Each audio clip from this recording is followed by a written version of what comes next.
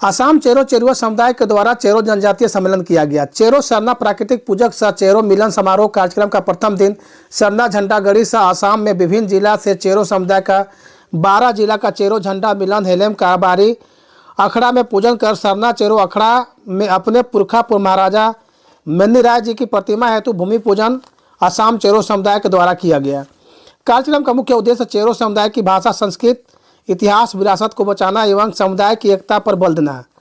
कार्यक्रम की अध्यक्षता बोलीराम चेरुआ एवं संचालन हरेंद्र चेरुआ, अखड़ा संचालन प्रदेश असम ने किया। कार्यक्रम में मुख्य अतिथि आदिवासी अगुआ श्री आशुतोष सिंह चेरो ने भाग लिया।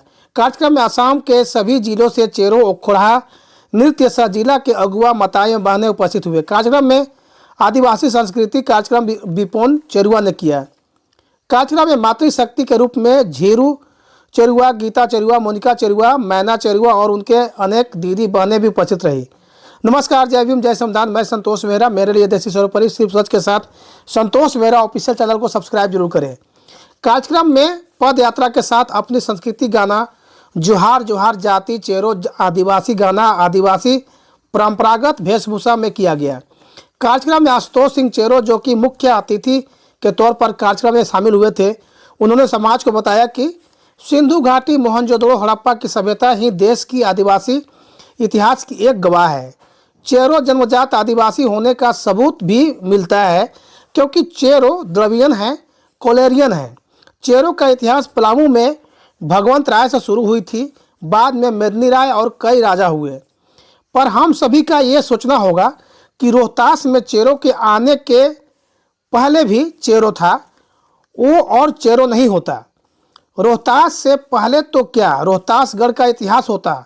सोचिए, आशुतोष सिंह चेरो ने यह भी कहा कि दक्षिण में आज के केरल और 1000 शताब्दी पूर्व चेरल नाम चेरल पुत्र चेरो की उपाधि दी गई।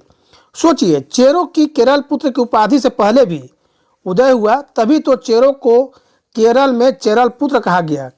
आशुतोष सिंह चेरो ने और क्या कहा, आप पूरा वीडियो देखें। कहना चाह रहे हैं कि आप सब कुछ कर देंगे, आपकी आजादी है, अभिव्यक्ति की आजादी है, हम सबों का संवैधानिक अधिकार है, कॉन्स्टिट्यूशनल राइट है। लेकिन आप ये मत भूलिए कि केंद्र सरकार, राज्य सरकार हमें पढ़ने का अधिकार दिया है। यदि हम नहीं पढ़ेंगे तो आने वाले समय में वही होगा जो पहले हुआ था। अनुसूचित जनजाति और अनुसूचित जाति के लोगों में दो डिफरेंट है, दो अंतर है।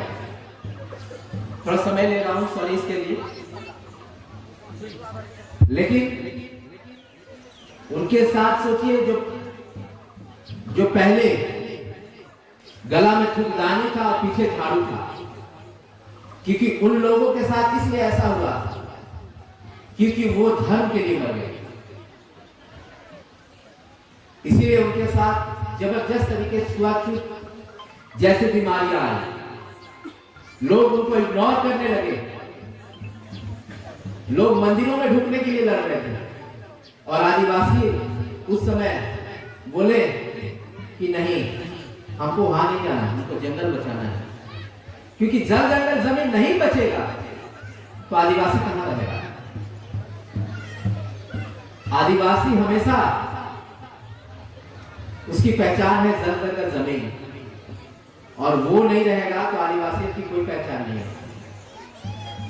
इसीलिए जब धर्म का चुनाव करने का टाइम आया था तो जो आज के अनुसूचित एससी कैटेगरी के लोग, सर जो एससी कैटेगरी के लोग थे, उन्होंने धर्म को चुना, इसलिए उनके साथ भेदभाव, छुआछूत जैसी बीमारी हुई।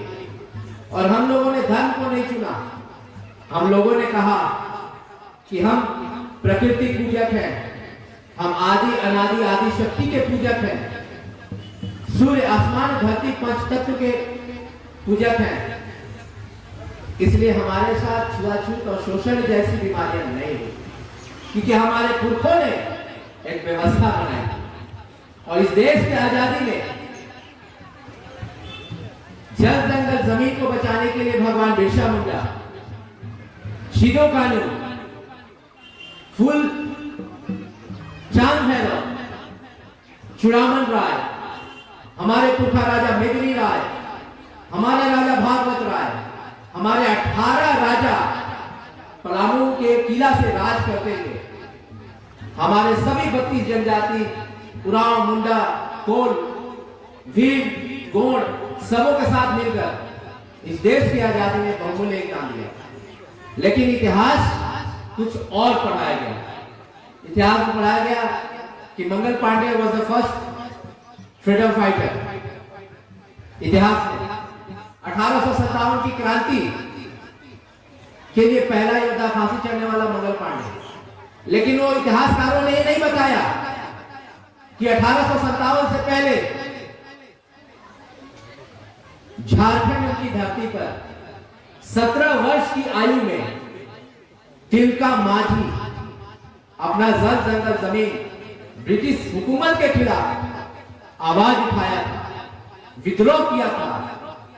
और वही 1837 के लगभग उनको अंग्रेज फांसी दिया। हमें इस बात को कह के ये नहीं कंपेयर नहीं कर रहे कि मंगल पांडे हमारा फ्रीडम फाइटर नहीं थे, हम किसी पे क्रिटिसाइज नहीं कर रहे। लेकिन मैं इस बात को इसलिए कह रहा हूं कि आदिवासी की इतिहास जो है आज तक किसी इतिहासकारों ने भारत में नहीं लिखा है। तो हमारा पुरखा आजादी की लड़ाई को लड़ा, चाहे वो बिरसा मुंडा हो, चाहे वो चांद भैरव हो, चाहे वो वीर बुद्धू भगत हो, चाहे वो हमारा चुड़ामन राय हो, चाहे वो हमारा जवन सिंह चेरो हो, या हमारा जो भी या तत्या भील हो, जो भी आदिवासी पुरखा हमारे देश के योगदान दिए हैं, वो सबसे पहले अपना जल जंगल जमीन के लिए ब्रिटिश हुकूमत के खिलाफ सबसे पहले फांसी थे। हमारे झारखंड में एक है नीलांबर पीतांबर, दोनों भाई को 18 वर्ष की आयु में फांसी दे दी गई 1857 की क्रांति के लिए। और हमारा पुरखा हमेशा जो आप गीत गाते हैं, हमारा आदिवासी एक नियम उस गीत में ही इतिहास लिखा हुआ है।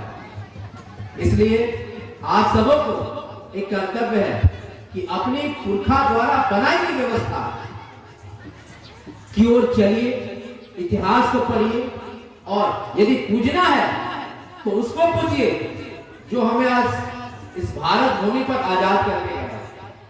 आप पूजिए उसको जो हमको कॉन्स्टिट्यूशनल राइट दिया। आज गवर्नमेंट 33% महिलाओं आरक्षण दी है। आपको पता है जब बाबा साहब भीमराव अम्बेडकर हिंदू कोड बिल ला रहे थे, इसी हमारी बहनों के लिए 1952 में जब संविधान, जब 26 जनवरी 1952 को जब लागू हो रहा था, जब इशू हो रहा था, उसी समय जब वो कानून मंत्री थे तो हमारे बहनों के लिए हिंदू कोड बिल में उन्होंने बहनों के अधिकार के लिए 50% रिजर्वेशन के लिए उस समय उन्होंने आवाज उठाया था। तो उस समय कुछ हमारे लोग जो थे, जो द्रविड़ियन नहीं थे, उन्होंने इसका पुनर्जोर विरोध किया। लेकिन आज गवर्नमेंट देखिए, आज 33% रिजर्वेशन दिया। वही 1952 में जो बाबा साहब भीमराव अम्बेडकर ने कॉन्स्टिट्यूशनली राइट बना कर दिया था, मिला है। यदि सच में इस देश में पढ़ने लायक कोई ग्रंथ है, पूजने लायक है, आपके कॉन्स्टिट्यूशनल अधिकार है, तो आपको भारतीय संविधान है। इसको नहीं पढ़िएगा तो इस भारत भूमि पर आपका बचाव करने वाला कोई नहीं है।